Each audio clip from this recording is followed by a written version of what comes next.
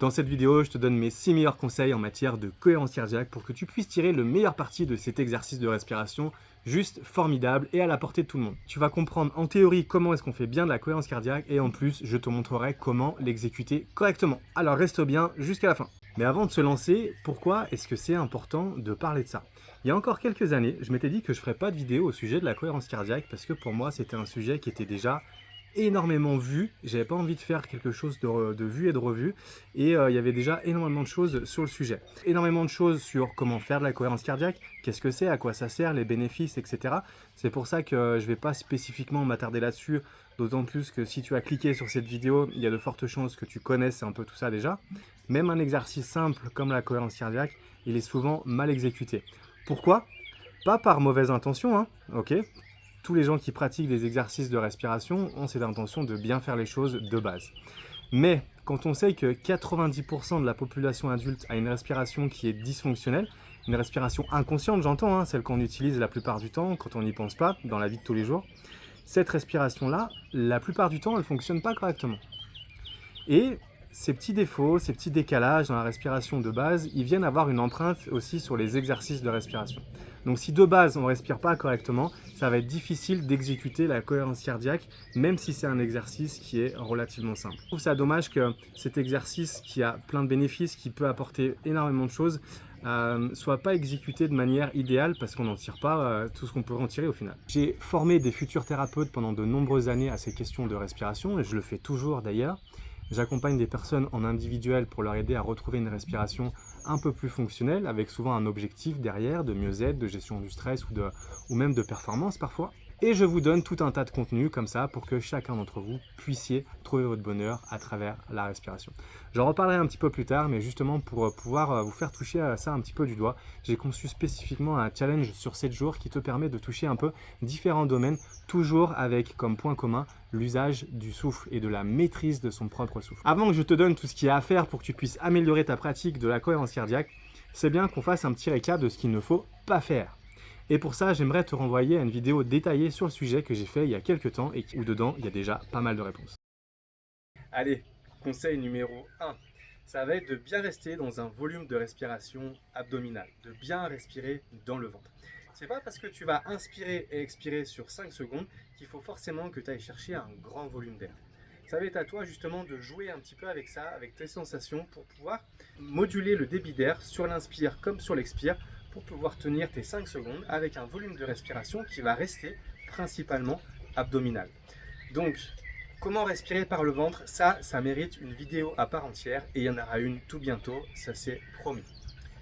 Mais déjà, ce qu'il faut savoir, si ça peut t'aider, comme on le fait toujours, c'est de placer ses mains sur le ventre et en dehors de tes temps de cohérence cardiaque, essaye de te familiariser un peu avec tous ces volumes-là que tu peux aller chercher.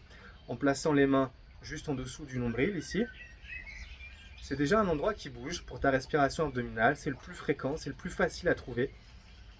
D'accord? Si je me tourne un petit peu, tu vas avoir le ventre qui se gonfle légèrement. Mais c'est pas toi qui volontairement va pousser ton ventre vers l'avant, on est bien d'accord.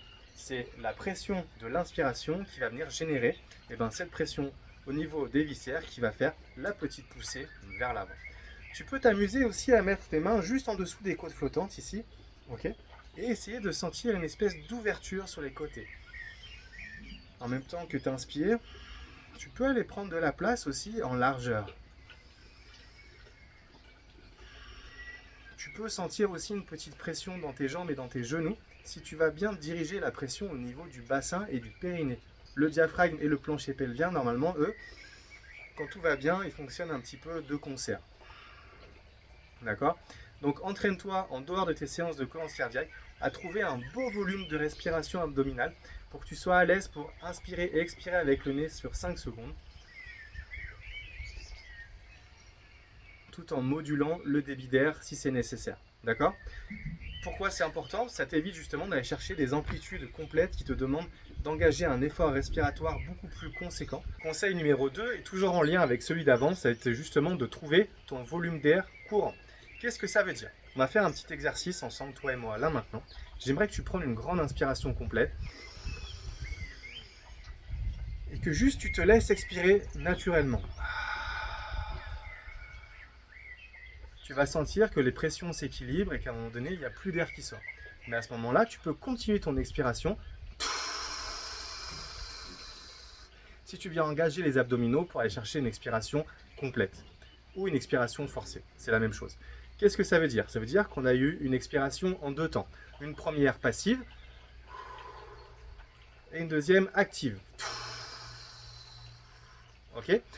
Ton volume d'air courant, lui, se situe juste au-dessus de ton volume de réserve expiratoire. C'est avec ce volume-là qu'on va essayer de jouer justement dans notre cohérence cardiaque, encore une fois pour aller chercher le plus possible d'efficience dans ton exercice et que ça te coûte le moins possible d'énergie. Donc en gros, ça ressemble à ça. On inspire bien dans le ventre. On peut venir prendre de la place dans le ventre. Hein.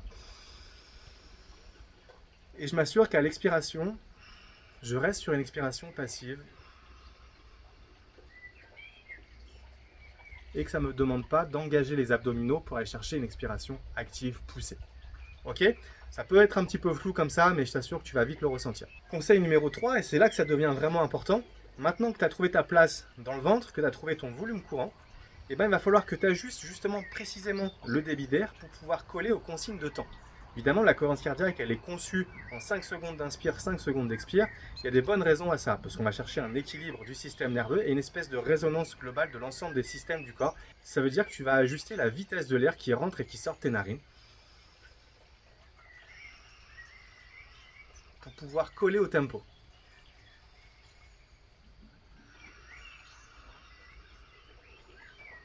Ce que tu veux, c'est être vraiment synchronisé, que tu sois vraiment sur la fin de ton expiration passive, à la fin des 5 secondes, pour repartir tout de suite sur une inspiration, sur ton volume courant, qui va durer pile poil 5 secondes aussi. Alors je sais que c'est pas facile, mais la cohérence cardiaque, c'est pas un truc facile non plus. Même si c'est simple, encore une fois, c'est pas forcément facile. Donc entraîne-toi un peu à côté, mais je t'assure que c'est du temps qui va être bien investi, parce que tu vas vraiment pouvoir tirer parti de cet exercice si tu l'exécutes correctement.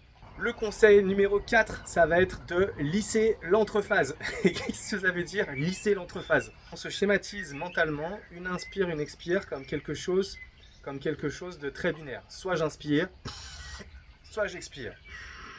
Donc bien souvent, si on schématise ça, ça fait un espèce de vraiment un truc pointu là. Inspire, petit temps de rétention, même inconscient, même ridicule, et on expire. Ok, tu vois cette petite pyramide là? Nous, lisser l'entrephase, ça veut dire essayer d'aller trouver un tout petit moment de flottement justement entre ces deux phases-là. Il y a une espèce de continuité. Il faut que le truc il devienne cyclique, circulaire au bout d'un moment. Ça flotte en haut, ça redescend, ça flotte un peu en bas et ça repart. Sur une nouvelle impulsion d'inspiration. Et c'est l'inspire qui justement on refait partir le cercle pour un tour comme ça. Ça peut paraître un peu flou ce que je te raconte et je peux le comprendre tout à fait.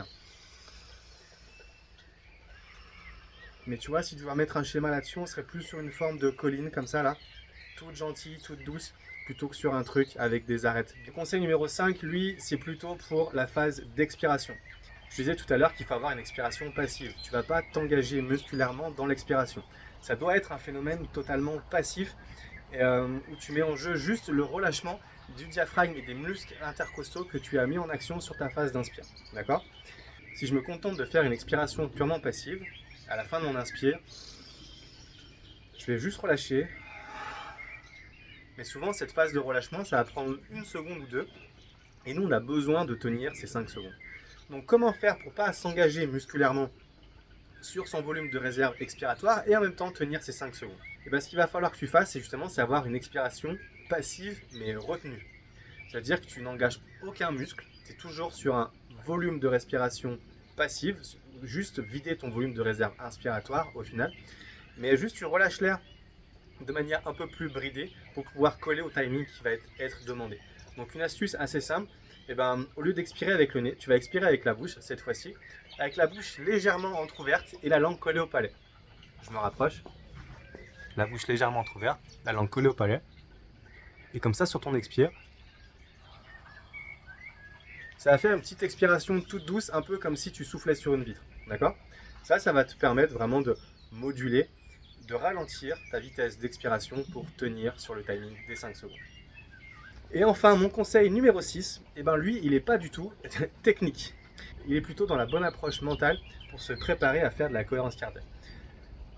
Un des atouts majeurs de cette technique, c'est qu'elle te permet de retrouver un équilibre nerveux quasiment instantanément.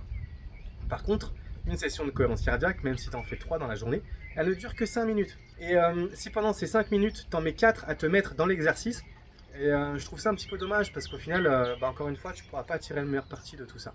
Prendre une 6e minute, la mettre au départ et justement prendre une minute de rien. Une minute de rien avant de faire de la cohérence cardiaque ou juste tu viens de poser. Parce que imagine que, je sais pas, tu viens de faire ta matinée de boulot, tu prends tes 5 minutes et c'est génial que tu prennes 5 minutes parce que c'est toujours important et bien de prendre du temps pour soi.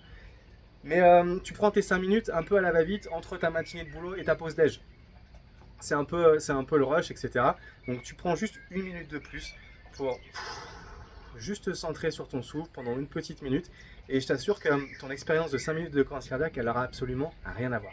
Ça peut vraiment donner une autre dimension à ta pratique. Ça dit qu'on fasse un petit jeu ensemble. Tu connais le jeu des 7 différences? Je vais te passer 2 vidéos, l'une à la suite de l'autre.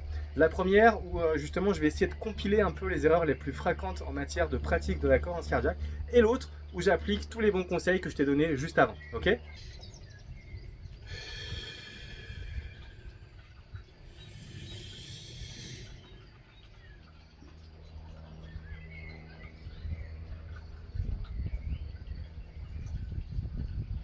C'est intéressant que tu puisses observer un peu ces différences-là, même si elles sont flagrantes d'un premier abord. Tu peux remarquer que justement, ça change énormément de choses en termes de ressenti dans la pratique avec juste quelques petits conseils qui sont des conseils de bon sens au final. Tu peux voir dans la première vidéo que ça demande beaucoup plus d'énergie, il y a des espèces de tensions qui sont mises en place, etc. Et dans la deuxième, au final, si je ne fais pas le geste avec la main pour montrer, indiquer quand est-ce que j'inspire et quand est-ce que j'expire, au final, de l'extérieur, on voit quasiment rien et c'est peut-être même ça le truc à aller chercher aussi. Une respiration, une ventilation qui va être imperceptible de l'extérieur, ça veut dire qu'elle va être calme, qu'elle va être lente, qu'elle va être douce, qu'elle va être bien posée, bien calmée. Maintenant, que faire si tout ça, tu trouves ça trop dur? Je peux comprendre que ça peut paraître un petit peu flou, ces trucs de respiration abdominale, de volume de respiration, d'attente, de caler les bons temps, etc. Et ça, encore une fois, malheureusement, c'est normal et c'est très répandu. Si tu trouves ça compliqué, dis-toi que tu n'es pas du tout un cas isolé et qu'au contraire, une majorité de personnes ont des soucis avec leur respiration. Et ce qui est bien, c'est que déjà, tu commences à t'en rendre un petit peu compte et c'est déjà une première étape. Si les conseils que je te viens de te donner, ils sont trop durs à mettre en place et que ce n'est pas encore accessible, ce que je peux te suggérer de faire, c'est d'adapter ta pratique. Ce que tu peux faire déjà, c'est ajuster la durée. Même si tu descends sur un format 3 secondes, 3 secondes ou 4 secondes, 4 secondes, on n'est plus vraiment sur de la cohérence cardiaque, mais au moins on va être sur un intermédiaire où tu vas d'abord travailler une technique qui va être bonne plutôt que de vouloir aller à tout prix sur de la cohérence cardiaque. Je préfère qu'on fasse un autre exercice encore plus simple, mais qui soit fait correctement, en vrai. Parce que toujours l'idée derrière tout ça, c'est de s'améliorer et que ça nous fasse quelque chose au final. Et si faire de la cohérence cardiaque, ça nous apporte plus de stress qu'autre chose, le résultat des courses, il n'est pas bon là, tu vois ce que je veux dire. En deuxième, ça va être de travailler tes capacités respiratoires, évidemment.